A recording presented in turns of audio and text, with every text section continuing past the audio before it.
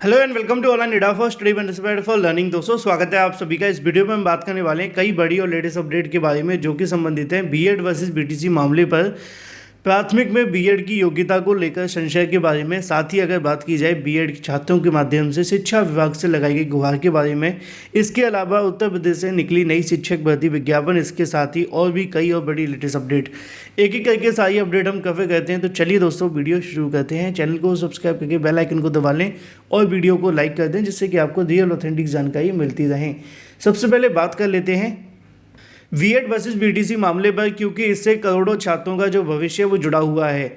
मैंने कई बार अपने वीडियोस के माध्यम से आप सभी को कहा है कि बीएड बनाम बीटीसी का जो मुद्दा है वो कहीं ना कहीं राजनीतिक मुद्दा भी है और इससे सरकार को ज़्यादा फायदा है, छात्रों को फ़ायदा कम है। क्योंकि आप जानते हैं कि बीटीसी को यहाँ से जीत तो मिल गई है लेकिन शिक्षक भर्ती अभी निकाली नहीं गई है। उत्तर प्रदेश के अंदर अलग अलग राज्यों में भर्ती निकाली गई है तो वहाँ पे अभी बहुत सारी कन्फ्यूजन भी हैं, भर्तियाँ लटकी हुई हैं और क्या होगा अभी कोई जानता नहीं है। तो बीएड वर्सेस बीटीसी से छात्रों को कोई फ़ायदा मिले न मिले, लेकिन सरकार को इसमें बहुत बड़े फ़ायदे मिल रहे हैं। इसकी जानकारी आप सभी को आए दिन समाचार पत्रों में देखने के लिए मिल भी रही है। सबसे पहली जानकारी आपके सामने ये है जिससे कि छात्रों को कहीं ना कहीं एक जानकारी ले लेनी चाहिए कि जब बीएड की सीटें खाली होती थी तो बीएड को प्राइमरी में लाया गया था और अब डीएलएड की जो सीटें वो खाली होने लगी तो बीएड को प्राइमरी से बाहर निकाल दिया गया। ये कोई संयोग नहीं है, ये पूरी रणनीति है। नीचे लिखा हुआ है डीएलएड में दाखिले के 3,36,000 जो आवेदन है वो देखने के लिए मिले हैं। वही डीएलएड जो अब से एक साल पहले तक आधी से ज़्यादा सीटें खाली के लिए परेशान हुआ करता था, ये वही डीएलएड है जहाँ पर सीटें खाली हो जाती थी लगभग 1.5 लाख 2 लाख के आसपास, और अब सीटें हैं 2,33,000 और आवेदन है 3,36,000, यानी कि सीटों के सापेक्ष 1,03,000 से ज़्यादा आवेदन देखने के लिए मिले हैं। डिप्लोमा इन एलिमेंट्री एजुकेशन 2023 में दाखिले के लिए प्रदेश भर के राजकीय और निजी डीएलएड कॉलेजों में लगभग 3,36,187 अभ्यर्थियों ने आवेदन किया है और अभ्यर्थियों के माध्यम से फीस भी जमा कर दी गई है। तो वहीं दूसरी तरफ अगर बात की जाए सीटों की संख्या के बारे में तो लिखा हुआ है कि 2,22,750 सीटों पर प्रवेश होना है, यानी कि सीटों की संख्या के सापेक्ष और भी बहुत ज़्यादा कम जो सीटें हैं वो हैं। इसके बावजूद इस बार 1 लाख से ज़्यादा एक्स्ट्रा आवेदन आना ये बताता है कि बीएड वर्सेस बीटीसी मुद्दे का जो रुझान है वो सरकार को फ़ायदेमंद साबित हुआ है। वहीं दूसरी तरफ बात की जाए अपनी अगली अपडेट के बारे में जो कि संबंधित है शिक्षक नियुक्ति पर बीएड अभ्यर्थियों के संशय के बारे में। दोस्तों जैसा कि आप जानते हैं कि नई शिक्षक भर्ती के अंदर बीएड की नियुक्ति पर संशय है। संशय इसलिए बरकरार है क्योंकि आप जानते हैं कि स्पष्ट आदेश कोर्ट के माध्यम से भी नहीं दिए गए हैं। किसी में कोर्ट के माध्यम से कह दिया गया कि नियुक्ति कर दी जाए, किसी में कह दिया काउंसलिंग करा दी जाए, किसी में कह दिया बाहर कर दिया जाए। इसी को लेकर अगर बात की जाए शिक्षक नियुक्ति के अंदर प्रारंभिक शिक्षक नियुक्ति यानी कि प्राथमिक की बात की जा रही है, इसमें यदि वो डीएलएड किए हैं तो 11 सितंबर तक अपने प्रमाण पत्रों को अपलोड कर सकते हैं। और ये जानकारी हाल ही में आप सभी को देखने के लिए मिली थी। राज्य में निकाली गई प्राथमिक एवं उच्च प्राथमिक स्तर की भर्ती के लिए हाल ही में उच्चतम न्यायालय के माध्यम से दिए गए आदेश के बाद से बीएड करने वाले प्राथमिक शिक्षक भर्ती में संशय बरकरार है कि अब बीपीएससी ने उनका और भी संशय बढ़ा दिया है, क्योंकि बिहार लोक सेवा आयोग के माध्यम से 1 से लेकर 5 तक के अध्यापक नियुक्ति प्रतियोगी परीक्षा अभ्यर्थियों के 9 से 11 सितंबर तक आयोजित की गई थी। अपने डैशबोर्ड पर लॉगिन करके डीएलएड संबंधित प्रमाण पत्र पर अन्य प्रमाण पत्र अपलोड करने को कहा गया था। आयोग के संयुक्त सचिव सह परीक्षा नियंत्रक के माध्यम से जारी अधिसूचना में कहा गया कि यदि किसी अभ्यर्थी ने अपने आवेदन में बीएड प्रमाण पत्र अपलोड किया है तो वो इसके स्थान पर डीएलएड का प्रमाण पत्र अपलोड कर सकते हैं। आप जानते हैं कि बिहार के अंदर 80,000 के लगभग पदों पर शिक्षक भर्ती का विज्ञापन निकाला गया है प्राथमिक का, और उसमें बीएड अभ्यर्थियों को भी सम्मिलित किया गया था।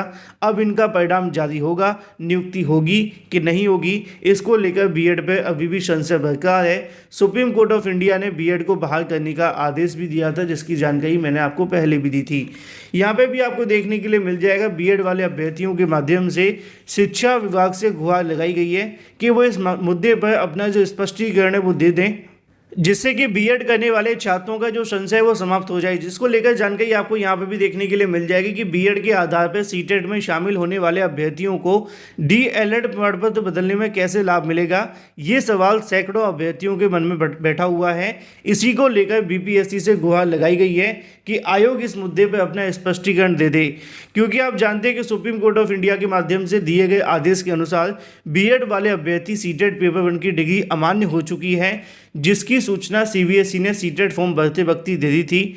अब बीएड करने वाले अभ्यर्थी मान्यता जो उनकी जो मान्यता है वो डिग्री है वो सुप्रीम कोर्ट के अधीन होगी और सर्वोच्च न्यायालय ने अपने 11 अगस्त 2023 के फैसले में उसे अयोग्य करार दिया है। इसी को लेकर नीचे भी जानकारी लिखी हुई है कि प्राथमिक के अंदर बीएड अभ्यर्थियों के माध्यम से गुहार लगाते हुए सवाल उठाया गया कि जो अभ्यर्थी बीएड के आधार पर प्राथमिक शिक्षक में सीटेट परीक्षा उत्तीर्ण किए हैं वे यदि डीएलएड से अपने प्रमाण पत्रों को बदल सकें तो उनका सीटेट मान्य कैसे होगा, इसको लेकर जानकारी दी जाए, क्योंकि बहुत सारे कन्फ्यूजन लगे हुए हैं छात्रों के अंदर इस मुद्दे पर। फिलहाल जानकारी मांगी गई है, देखना ये होगा कि जानकारी मिलती है या नहीं। बात कर लेते हैं अपनी अगली अपडेट के बारे में, जो कि संबंधित है यूपी से निकाली गई नई शिक्षक भर्ती के विज्ञापन के बारे में, जिसको लेकर जानकारी आपको आज के अलग अलग समाचार पत्रों में भी मिल जाएगी। टीचर्स के 145 पदों के लिए भर्ती के आवेदन शुरू। अब ये जो विज्ञापन निकाला गया है वो लखनऊ यानी कि राजधानी से देखने के लिए मिलता है। 145 पदों की शिक्षक भर्ती के लिए आवेदन शुरू हो गए हैं। अन्य जब ओबीसी और ईडब्ल्यूएस के अभ्यर्थी आवेदन शुल्क 1500 रुपये और एससी एसटी के 1200 रुपये तक का लिया जाएगा। अभ्यर्थी एलयू की ऑफिशियल वेबसाइट पर जाकर 30 सितंबर तक आवेदन कर सकते हैं। विज्ञापन एलयू के माध्यम से जारी कर दिया गया है, जिसमें अलग अलग आपको विषय देखने के लिए मिलेंगे, कला, विज्ञान, विधि शास्त्र और एंथेटिक्स। इसके अलावा और भी बहुत सारी जो पद हैं वो लिखे हुए हैं, जिसकी जानकारी आपके सामने है। टोटल पदों की संख्या 145 है। पदों पर नियुक्ति के लिए आवेदन मांगे गए हैं। इसमें सहायक आचार्य के 64 और इसके अलावा सह आचार्य की अगर बात की जाए तो 51 और आचार्य की अगर बात की जाए तो 30 पद शामिल हैं, जिसमें कैटेगरी वाइज पदों की संख्या भी दी गई है। अगर बात की जाए शुरुआती वेतन के रूप में तो 57,700 रुपये से लेकर 1,31,400 रुपये देखने के लिए मिलेगा, जिसकी अधिक जानकारी आप सभी को ऑफिशियल वेबसाइट पर देखने के लिए मिल जाएगी।